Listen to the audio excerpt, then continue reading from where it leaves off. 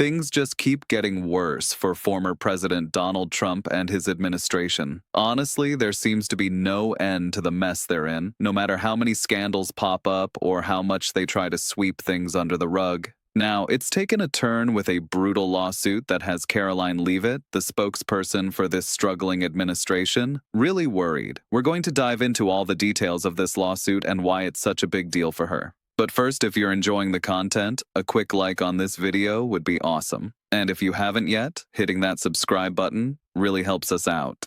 Now let's talk about what has Leavitt so stressed out. Trump's tariffs.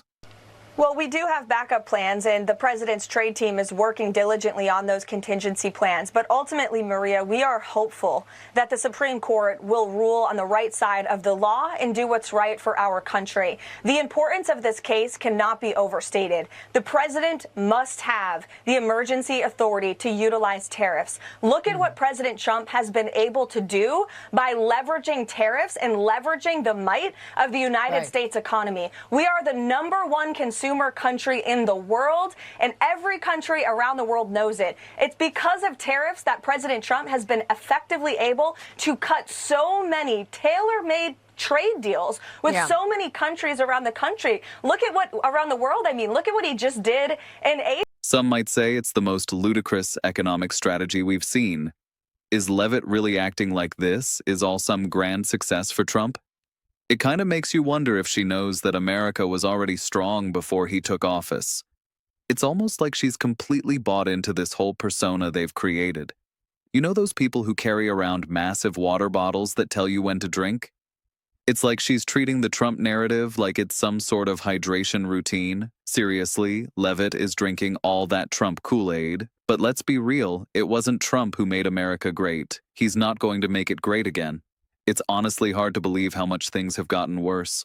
Trump plus... No, I'm talking about, look, I know you're going to go to Trump, but it's more about the candidate in... Mike Van Epps? Yes. Yes, the guy, he's, Matt, sorry. Been on TV all day. Mike Johnson has to fly in to do a rally with him this morning and get Donald Trump on the phone. He won by 22 points. This wasn't like it was close. But what is it? Yes, the what is it about cost of living is up $650 per family from last year. In Nashville? Yes. They don't think that Donald Trump has a plan, or the Republicans have a plan to lower their cost of living. From last year. Since Donald Trump has been president, their lives are $650 more expensive. Why is that? Because of his useless tariffs. Donald Trump really messed things up. His tariffs have not helped the economy at all. In fact, they've only made it worse. When he first took office, he promised a big, bold, and let's be real, pretty beautiful plan to make things cheaper. But instead, everything just keeps getting more expensive. Our quality of life has taken a hit, especially around the holidays. We just had what was called the biggest Black Friday ever with tons of buying happening.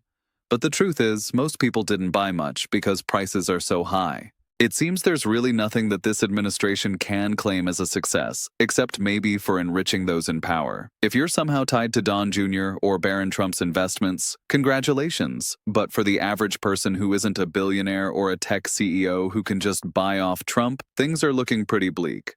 So let's break it down. Donald Trump seems to have a soft spot for those shiny gadgets that Tim Cook brings in, like some gold Apple gizmo, which somehow wins him over. It's kind of ironic when you think about it. This means he gets to, exploit labor, do stock buybacks, and charge us a whopping $1,400 for a phone that really isn't necessary at all. Your life hasn't improved. In fact, it's pretty clear that things have gotten worse, all at Trump's advantage.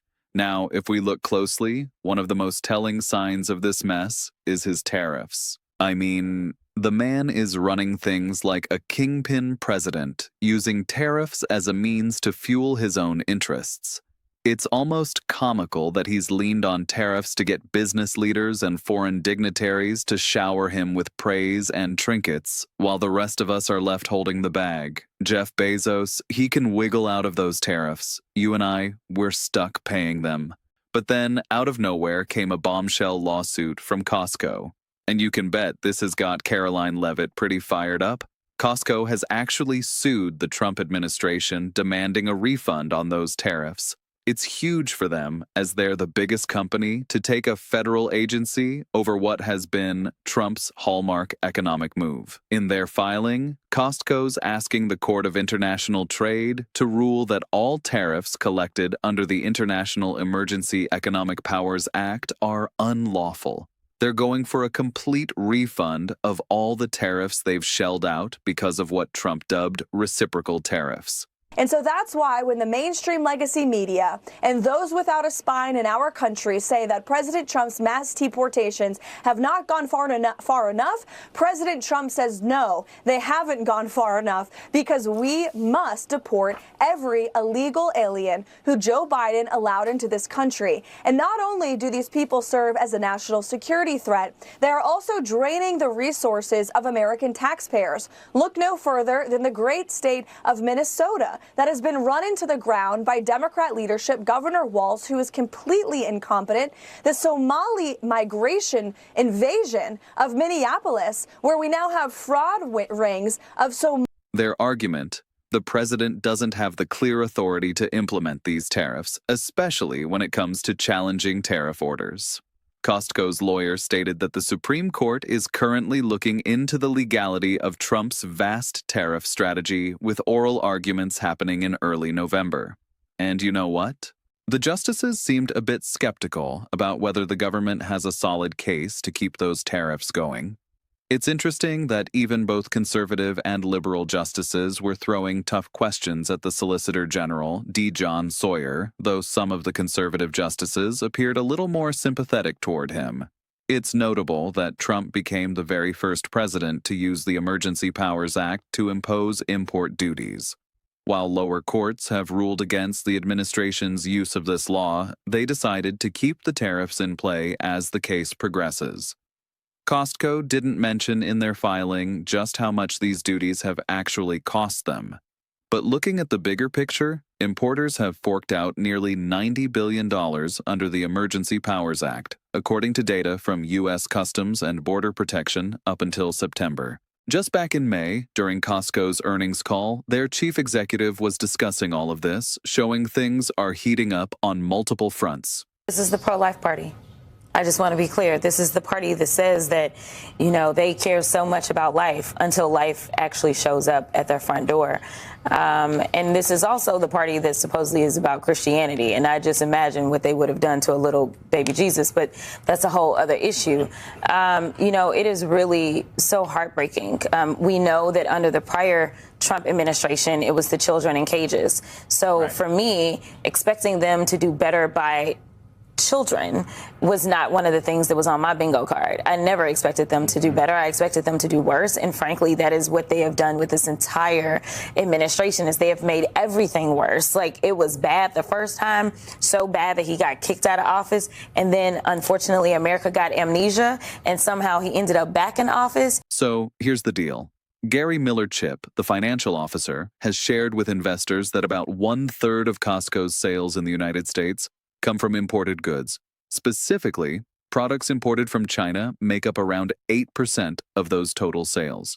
Now, with this lawsuit that Costco just filed on Friday, they're joining the ranks of major companies going to court to ask for tariff refunds. A White House spokesperson even mentioned to Bloomberg News that not upholding Donald Trump's lawful tariffs could have huge economic consequences, and it really does point that out. Recently, Caroline Leavitt noted that tariff revenue hit a record high of $34.2 billion in October. That's a whole lot of taxes we're paying, and it feels a bit wild to act like that's a positive thing.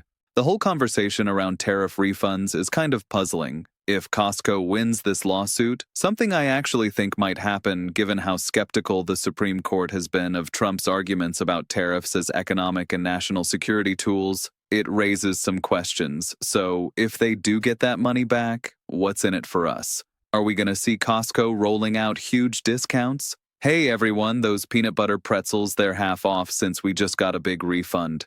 Yeah, I wouldn't hold my breath waiting for that one. And while it would be nice to see that promised tariff check delivered, I'm not expecting it to happen.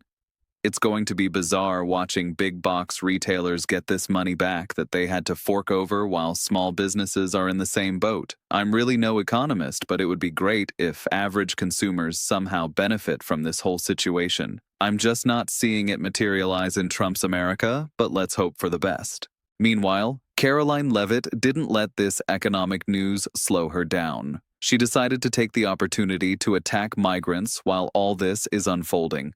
Now, on a different note, Caroline Leavitt seems to be leaning on some classic blame tactics that target immigrants whenever there's a crisis. It's typical for people to shift the blame onto immigrants for various issues like struggling to buy a house because companies like BlackRock swoop in, or increasing prices despite immigrants providing labor that keeps food affordable. It's all a bit ironic, don't you think? That's why Jasmine Crockett is stepping up to call out this nonsense. Jasmine Crockett really brought this to light, and her commentary hits home.